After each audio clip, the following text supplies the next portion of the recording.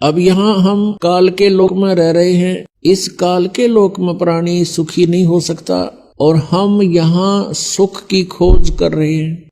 जिसके पास धन नहीं है वो चाहता है कि मैं धनवान हो जाऊं, सुखी हो जाऊंगा। जिसके पास संतान नहीं है वो सोचता है मुझे संतान प्राप्ति हो जावे, मैं सुखी हो जाऊंगा। कोई रोगी है वो ये सोचता है मैं स्वस्थ हो जाऊं फिर मैं सुखी हो जाऊंगा।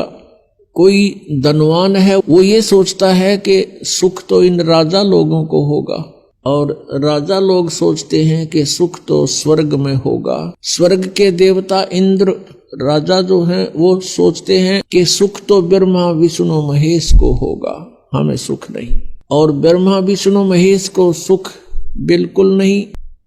उदाहरणार्थ जैसे भगवान श्री विष्णु जी के अवतार श्री रामचंद्र जी राजा दशरथ के घर जन्म लेकर के अयोध्या में प्रकट हुए।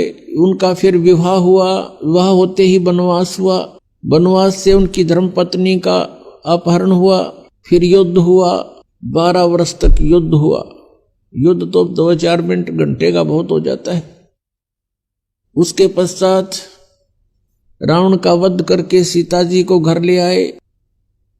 कुछ ही दिनों के बाद, कुछ वर्षों के उपरांत किसी के व्यंग से सीता जी का परित्याग कर दिया, अपनी धर्मपत्नी का जो गर्भवती थी। स्वयं कहीं रहे, संतान कहीं रही। तो इससे सिद्ध है कि उस विष्णु जी को भी यहाँ सुख नाम की चीज नहीं। फिर वही विष्णु जी के अवतार श्री कृष्ण रूप में जेल में जन्म हुआ, मामा शत्रु हो गया। कभी जरासिंह, कभी शिशुपाल, कभी पूतना, कभी केसी आदि से उनको मरवाने का प्रयत्न जारी रहा। अंत में भगवान ने मथुरा को त्याग दिया। समुद्र में जाके एक टापू पर शरण ली। वहां एक द्वार की नगरी बना करके सारी सेना को वहां रख करके शेष जीवन वहां व्यतीत किया। उसके उपरांत अंत समय क्या हुआ, भगवान श्री कृष्ण जी का